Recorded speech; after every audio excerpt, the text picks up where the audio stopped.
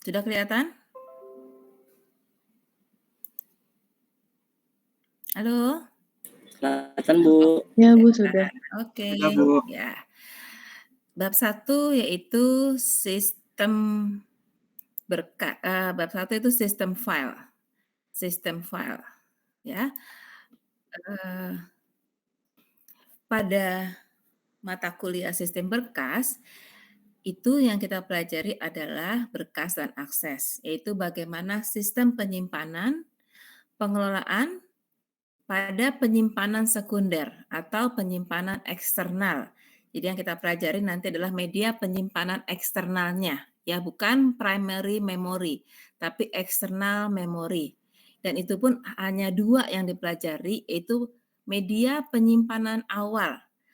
Yang kita lihat sini contohnya adalah magnetic tape. Jadi yang dipelajari nanti adalah magnetic tape dan magnetic disk. Itu adalah media penyimpanan awal pada saat kita mau menyimpan file. Nah, yang sekarang ada hard disk, ada CD, ada DVD. Nah, itu adalah yang penyimpanan-penyimpanan sekarang yang sudah explore dari penyimpanan yang awal. Jadi media penyimpanan sekunder yang kita pelajari adalah media penyimpanan yang awal, yaitu magnetic tape dan magnetic disk. Itu yang akan dipelajari, ya. Nah, berarti kalau kita ngomongin file atau berkas, atau ada juga yang menyebutnya sebagai entitas atau objek, itu adalah kumpulan dari record-record yang saling berhubungan. Jadi antara field yang satu, field yang kedua itu kebutuhannya saling berhubungan. Kemudian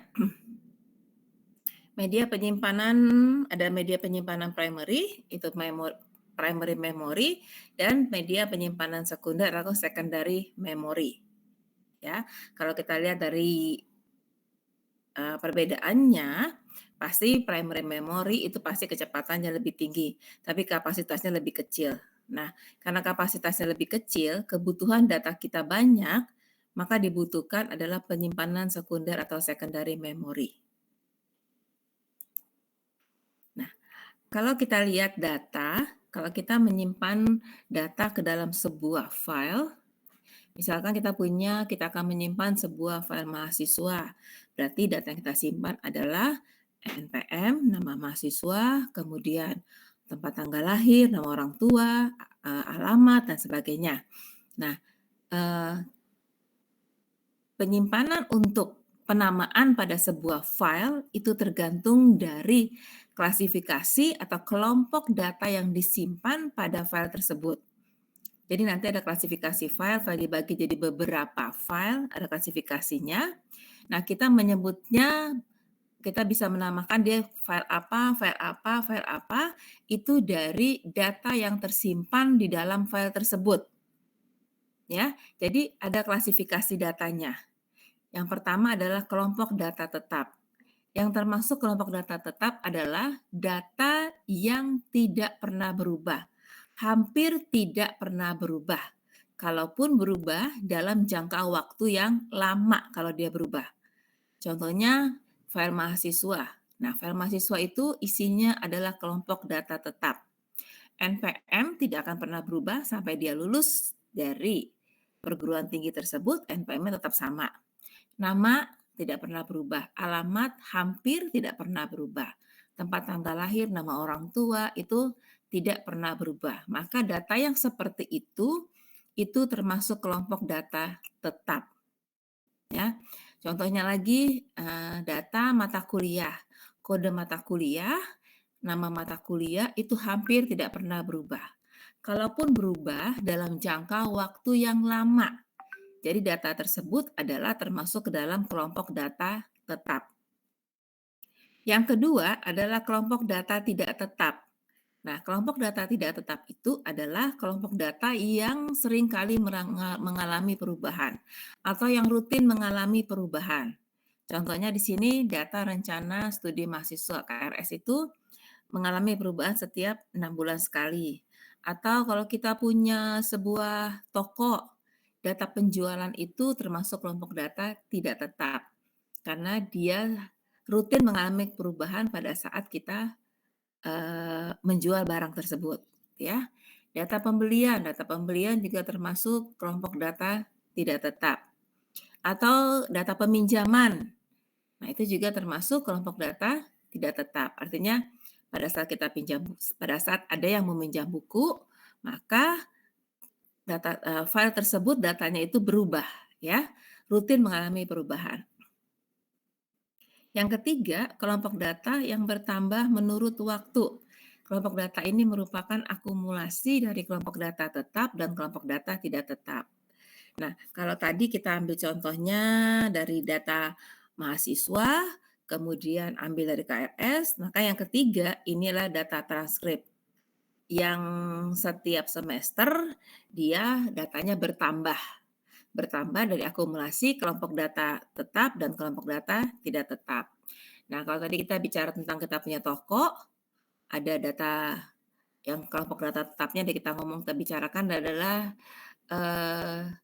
data, misalkan kelompok data tetapnya adalah data barang, kode barang, nama barang, ya, itu hampir tidak mengalami perubahan. Kalau mengalami perubahan dalam jangka waktu yang lama, ya.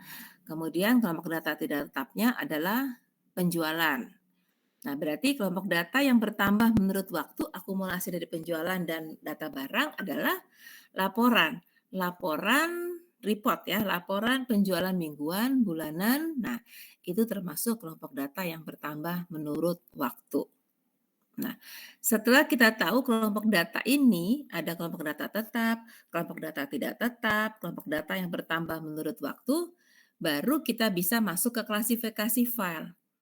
Nah, jadi klasifikasi file ini dilihat dari data yang tersimpan pada file tersebut.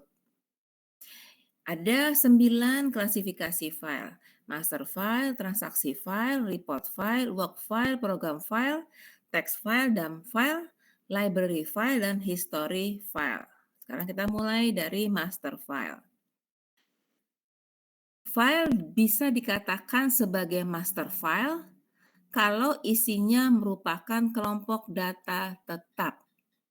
Jadi tidak semua file yang kita buat kita sebut master file. Oh, ini master filenya, ini master filenya. Jadi tidak semua file yang kita buat itu disebut dengan master file. Yang dikatakan master file adalah yang datanya termasuk ke dalam kelompok data tetap. Jadi misalkan data mahasiswa itu adalah master file karena datanya termasuk ke dalam kelompok data tetap. Kemudian kedua, file kepegawaian. File pegawai juga termasuk master file. Kenapa? Karena isinya kelompok data tetap. Nomor induk pegawai, nama pegawainya, tunjangan, jabatan, jumlah anak, itu kan kalaupun mengalami perubahan dalam jangka waktu yang lama. Nah, master file sendiri dibagi dua, yaitu reference master file dan dynamic master file. Yang reference master file ini yang hampir tidak pernah mengalami perubahan. Itu tadi contohnya, yang paling mudah adalah file mahasiswa. Nama, NPM, tempat tanggal lahir, nama orang tua, nah, alamat, nomor HP, nah itu hampir tidak pernah mengalami perubahan. Nah, yang kedua adalah dynamic master file. Dynamic master file itu file yang berisi record yang terus-menerus bertambah. Contohnya adalah kalau kita punya file barang. File barang itu termasuk master file karena isinya kelompok data tetap, yaitu kode barang, nama barang, kemudian harga, jenis barang, itu kelompok data tetap. Nah, dia termasuk dynamic master file kalau pada file barang tersebut kita selipkan satu field yaitu stok. Stok barang ini dia selalu mengalami perubahan. Pada saat barang itu terjual, maka stoknya akan berkurang. Nah, itu yang disebut dengan dynamic master file. Jadi ada satu field yang selalu berubah. Ya, contohnya itu dia, stok barang. Ya, kalau barang tersebut terjual, maka stok barangnya akan berkurang. Kalau kita membeli barang lagi dari supplier, maka stok barang itu bertambah. Makanya dinamakan dynamic master file. Jadi tidak semua field yang mengalami perubahan ya. Jadi hanya satu field yang mengalami perubahan, itu yang disebut dengan dynamic master file. Sampai sini dulu. Apakah ada yang mau bertanya?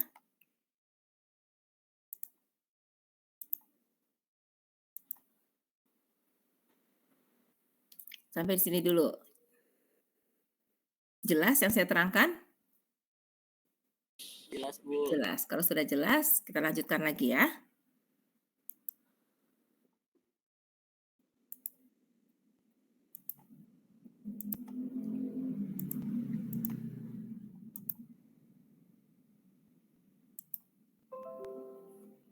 Oke, ini sampai ke untuk master file. Yang kedua adalah transaction file atau file transaksi. Ya, file transaksi itu sering kali mengalami perubahan. Jadi yang masuk ke file transaksi itu adalah file penjualan.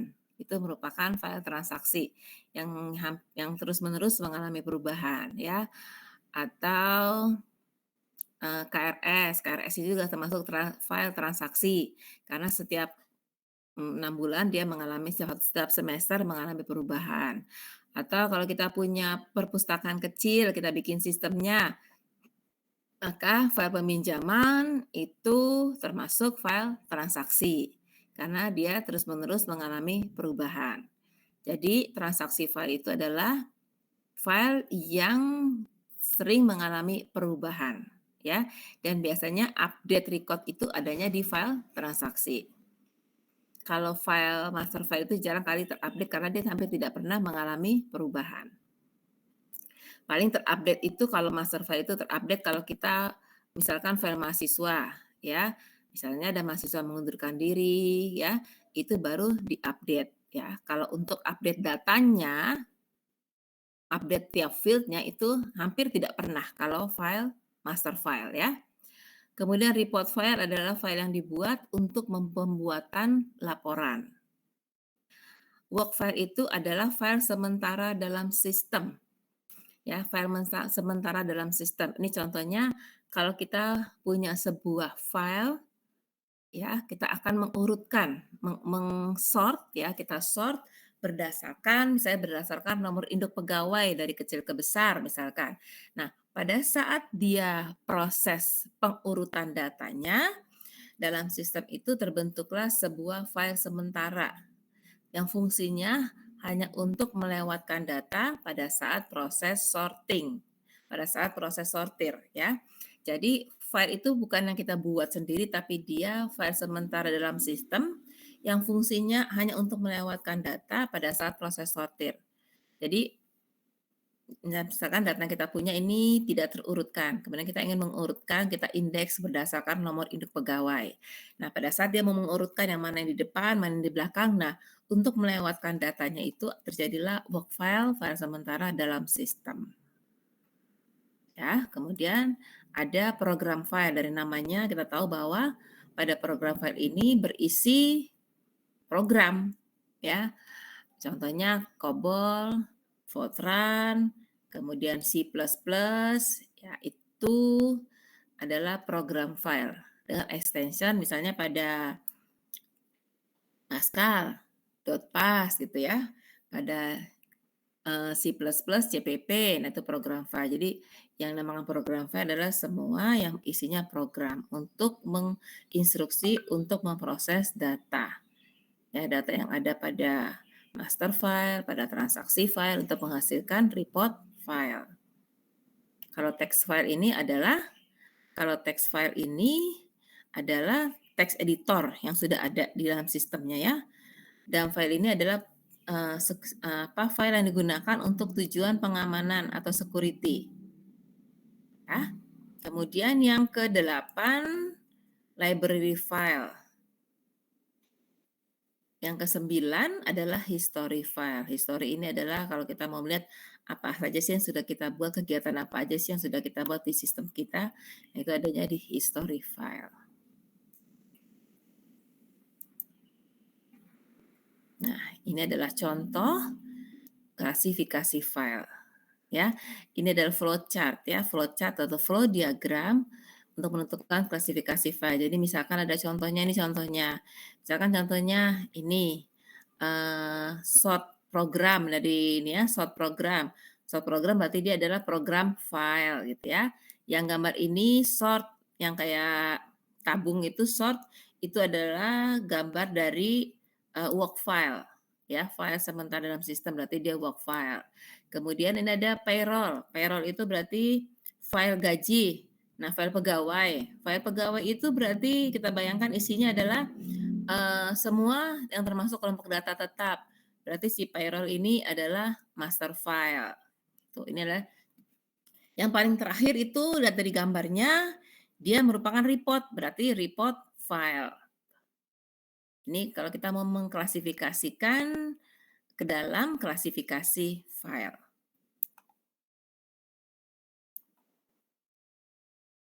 Sampai di sini ada pertanyaan?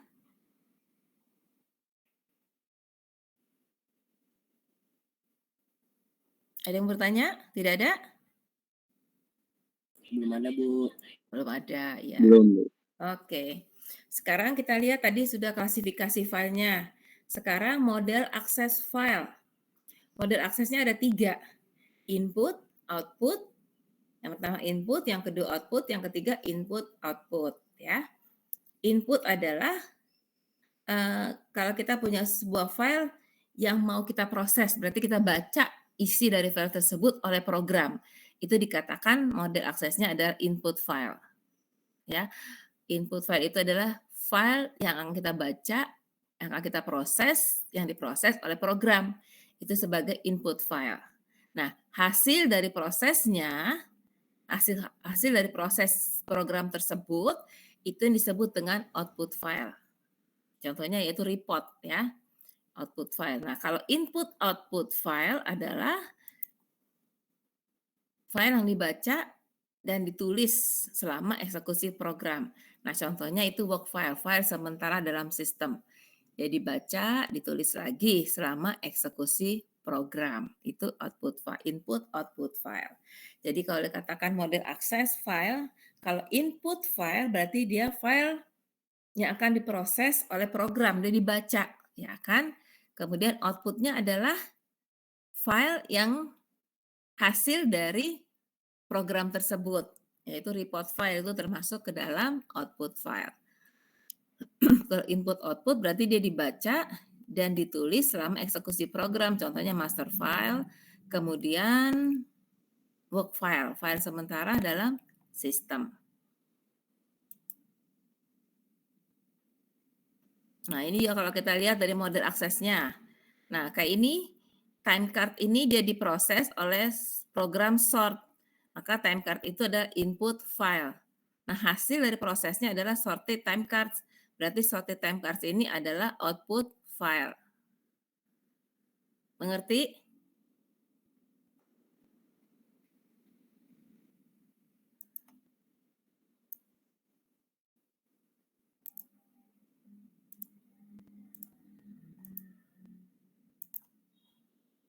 Sampai sini dulu, sampai ke model akses filenya. Apakah ada yang mau bertanya?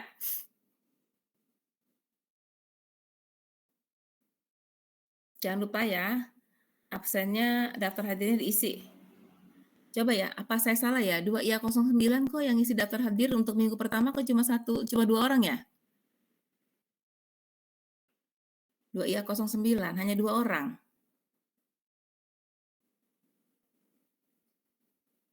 Halo? 2IA09? Iya, Bu. Mohon Cuma 2 maaf, orang yang itu isi. Sebentar ya, saya lihat ya. 2IA09 iya, Bu. itu yang isi hanya, yang isi absen ya, yang isi daftar hadir itu hanya 09. Hanya Muhammad Adam Firdaus dan Muhammad Irgi Imani. Hanya 2 orang itu, ini siapa saya apa salah ya?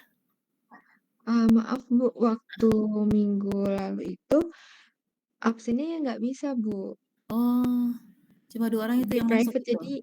Iya, kalau gitu jadi kita nggak bisa isi. ya minggu kedua ini aja, nanti saya lanjutkan ke minggu pertamanya ya. Iya, baik, Bu. Terima kasih. Ya. Ada pertanyaan sampai ke model akses file?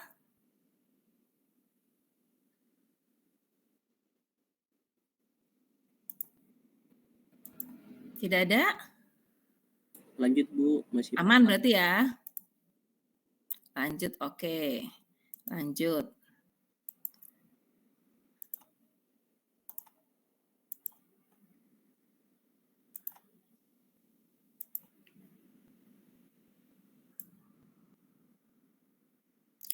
Organisasi file. Nah, organisasi file ini adalah teknik atau cara record-record disimpan ke dalam sebuah file. Jadi, kalau kita mau menyimpan record ke dalam sebuah file, kita harus memilih organisasi file apa yang mau kita pakai, ya. Sebelum kita memilih organisasi file, kita harus tahu dulu kita mengaksesnya seperti apa yang kita mau akses ininya, record-recordnya kita mau akses bagaimana. Apakah pengaksesan secara langsung atau pengaksesan secara sekuensial. Nah, setelah itu baru kita pilih organisasi filenya. Ya, organisasi file itu teknik atau cara bagaimana record-record disimpan ke dalam sebuah file. Ada 4 organisasi file. Jadi ini kalau di bukunya sekuensial, relatif, indeks sekuensial, dan multi-key. Supaya mudah, karena sekuensial, indeks sekuensial, dan multi-key itu hampir sama, maka yang pertama itu kita tulis adalah relatif nanti ya. Relatif, kemudian sekuensial, indeks sekuensial, dan multi-key. Tunggu sebentar ya, lagi azan di sini ya.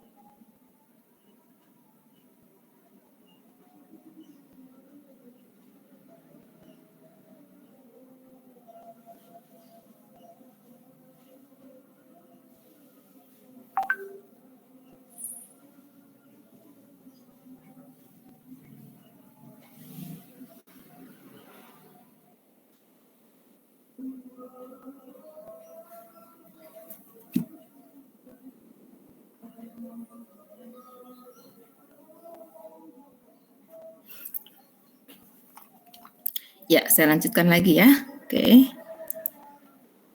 Lanjutkan lagi.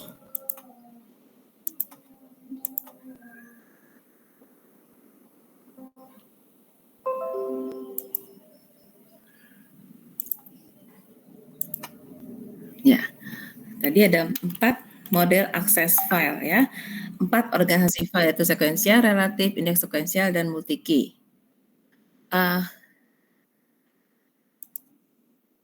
Sekarang kalau yang relatif itu adalah pengaksesan secara langsung atau disebut dengan direct access. Pengaksesan secara langsung ke record yang kita inginkan tanpa mengakses record-record yang dilewatinya. Ya, pengaksesan secara langsung tanpa mengakses record-record yang dilewatinya. Nah, kalau kita memilih aksesnya adalah direct access, maka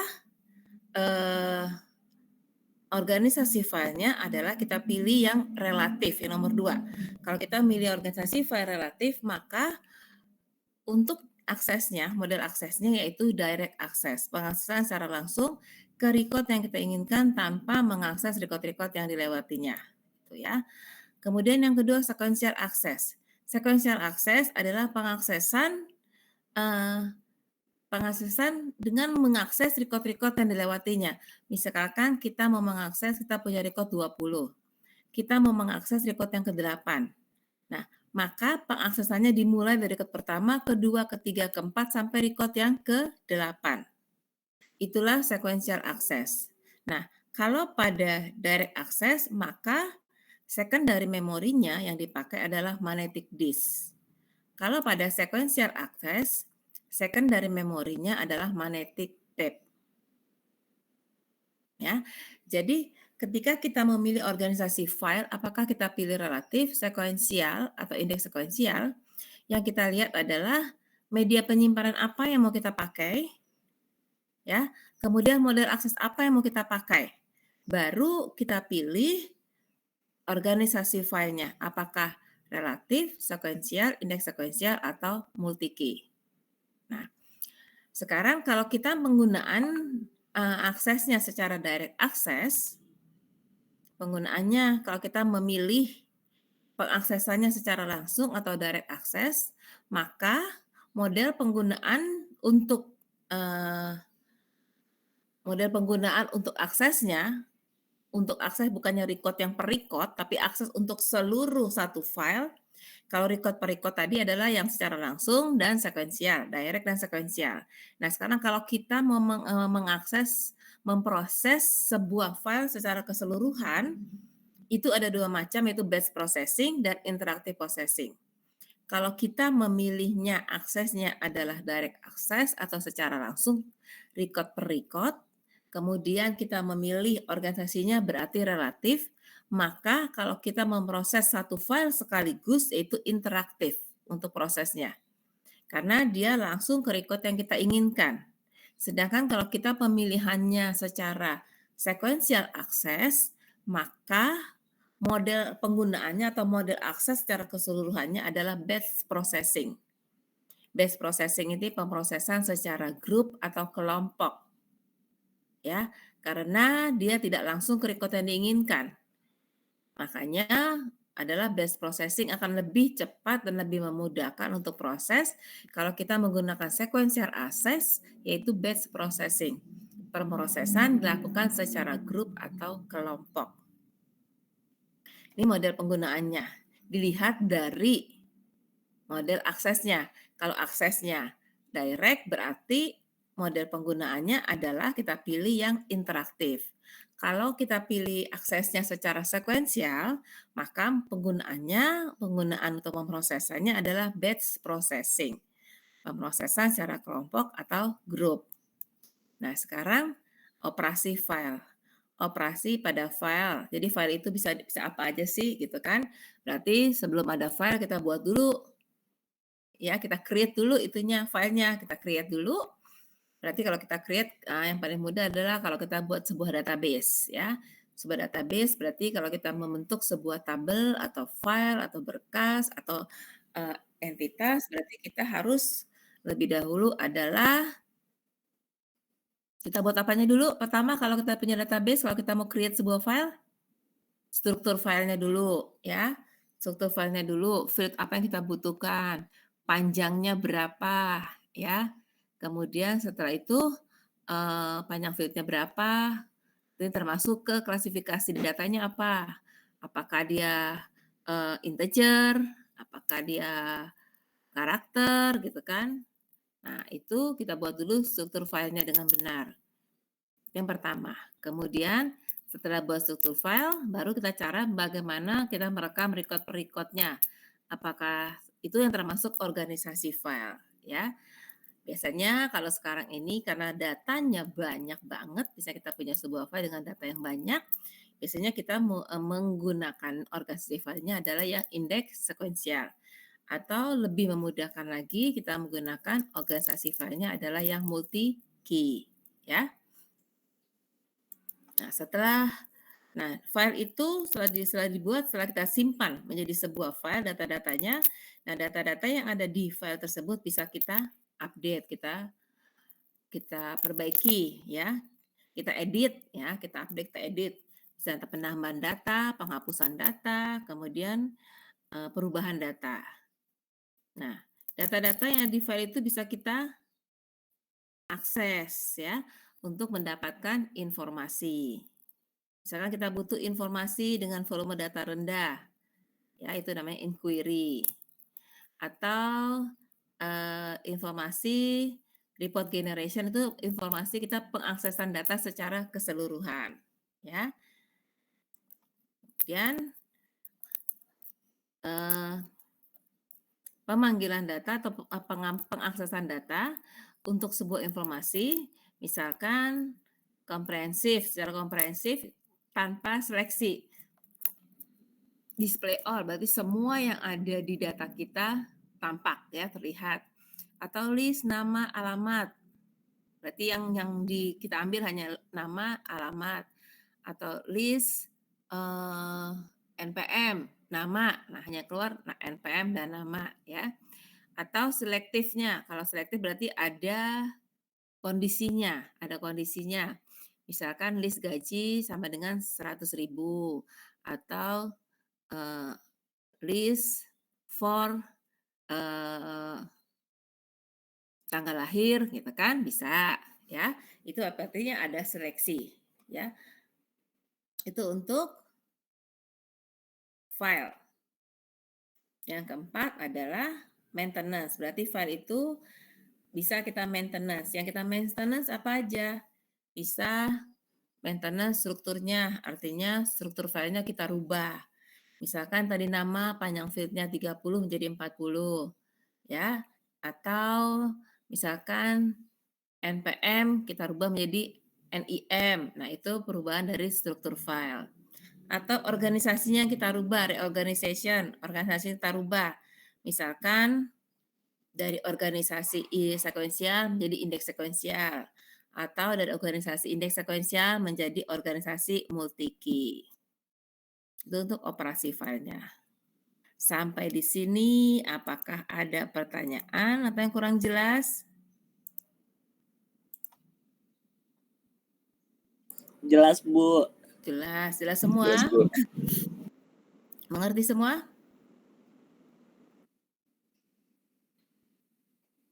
Sudah mengerti semua, ini banyak ini.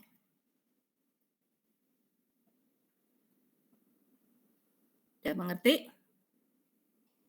Sudah, Bu. Nah, sekarang coba sebentar ya. Kita lihat pada sebuah file itu ada yang disebut dengan kunci, ada primary key gitu ya. Tunggu sebentar ya. Di file yang saya kasih ke kalian itu ada nggak primary key gitu, ada? Apakah ada? Coba dilihat, dibaca. Untuk file yang Ibu kasih sepertinya nggak ada pembahasan Nggak ada. tentang primary key, Bu. Nggak ada, tunggu sebentar ya.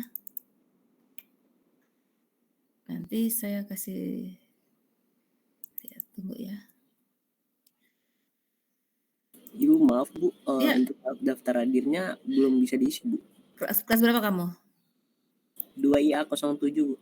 207 ya, nanti saya lihat dulu ya. Sebentar ya.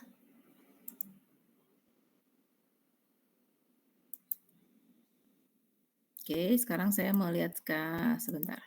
Saya presentasikan dulu ini. Tunggu ya. Sudah kelihatan presentasinya? Sudah? Sudah, Bu. Udah, Bu. Nah, tadi kalau kita menggunakan sebuah file itu ada jenis-jenis key-nya, ya. Kunci yang ada pada kalau kita menggunakan kunci untuk mengakses sebuah mengakses data pada sebuah file, ya. Yang pertama adalah primary key. Primary key itu adalah kunci utama. Kunci utama. Field yang sebagai primary key adalah field yang isi datanya sifatnya unik, yang tidak dimiliki oleh dua orang, hanya satu orang atau benda. Contohnya misalkan nomor induk mahasiswa, nomor induk pegawai, kode barang, kode mata kuliah, itu sifatnya unik. Nah, itu bisa dipakai sebagai primary key, ya. Kemudian kunci yang kedua adalah secondary key. Secondary key adalah kunci kedua, ya, tapi dia sifatnya tidak unik. Biasanya yang menjadi secondary key yang sifatnya tidak unik. Nama, ya, kemudian nama barang, nah itu juga jenis mobil, nah itu juga sifatnya tidak unik. Misalkan kita punya nomor polisi, nah itu sebagai primary key. Jenis mobil, nah itu sebagai secondary key, ya. Jadi secondary key itu adalah kunci kedua yang sifat datanya tidak unik. Yang ketiga adalah candidate key. Candidate key ini adalah misalkan kita punya satu buah file dengan dua atau lebih, ya, dengan dua atau lebih data yang sifatnya unik. Misalkan nomor induk mahasiswa dengan nomor HP. Itu sifatnya unik nomor HP. Nomor HP juga bisa dijadikan primary key, ya. Atau kalau kita punya ini keuangan, data keuangan pembayaran mahasiswa, nomor kwitansi juga sifatnya unik. Dia hanya dimiliki oleh satu orang. Nah, itu bisa jadi candidate key. Kandidat sebagai primary key, ya. Jadi candidate key itu adalah dalam satu file kalau kita punya satu atau lebih data yang sifatnya unik. Maka yang sifatnya unik yang berikutnya itu sebagai primary key. Nah, misalkan primary key nomor HP, jarang sekali orang pakai primary key sebagai nomor HP. Mungkin dia bisa jadi sebagai candidate key, ya. Itu contohnya. Composite key itu adalah primary key yang dibentuk dari beberapa field. Jadi composite key ini contohnya misalkan contoh di sini jadwal kuliah. Jadi composite key-nya adalah kita pilih misalnya hari Selasa. Jadi semuanya harinya adalah Selasa, tidak ada hari Rabu, tidak ada hari Kamis, hanya Selasa. Nah, itu composite key, Selasanya itu, ya. Nah, Selasa, misalkan kita pilih ruang 3D 322. Nah, semua 322 ruangnya. Nah, itu ruang itu sebagai composite key. Jadi menampilkan semua yang ada kuliah di D322 gitu contohnya. Itu adalah sebagai composite key. Di sini contohnya ada hari Selasa, ya. Yang kelima adalah foreign key. Foreign key adalah field yang bukan key, tapi dia sebagai key pada file yang lain. Nah, dari gambar ini contohnya ada dua file. File pertama adalah file mata kuliah, ya. Isinya adalah kode mata kuliah, fieldnya, kode mata kuliah, dan SKS. Itu dulu, ya. Jadi file yang pertama adalah file mata kuliah, dengan field adalah kode mata kuliah, nama mata kuliah, kemudian SKS. File yang kedua adalah file dosen. Isinya adalah kode dosen, nama. Itu dulu ya. Nah, sekarang kalau kode dosennya kita masukkan sebagai field di file mata kuliah, primary key tetap kode mata kuliah, foreign key-nya menjadi kode dosen. Ya. Foreign key-nya adalah kode dosen. Si kode dosen ini bukan primary key di file mata kuliah, tapi dia primary key di file dosen. Bedanya apa dengan kandidat key tadi? Nah, kalau kandidat key kan tidak ada yang membuat nomor HP itu sebagai primary key, ya. Atau kalau misalnya si kode mata kuliahnya kita pindahkan ke file dosen. Jadi kode dosen, nama, kode mata kuliah. Nah, kode mata kuliah itu dia sebagai foreign key di file dosen gitu. Mengerti?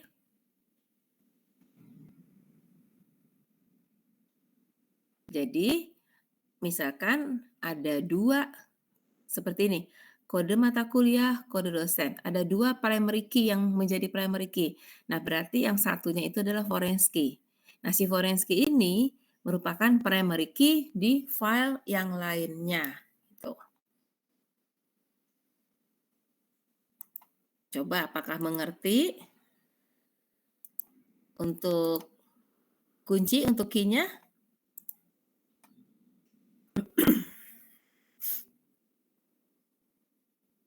Kalau nanti untuk absennya, nanti saya kirimkan lagi, saya ulangnya. Tapi sudah ada yang masuk sini absen.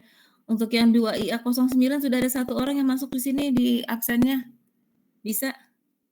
Coba nanti ya, saya kirim lagi ya deh. Ada 1 orang yang masuk di 2IA09.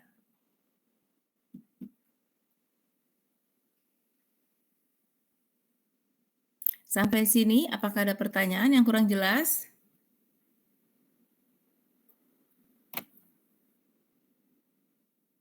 Jelas semua?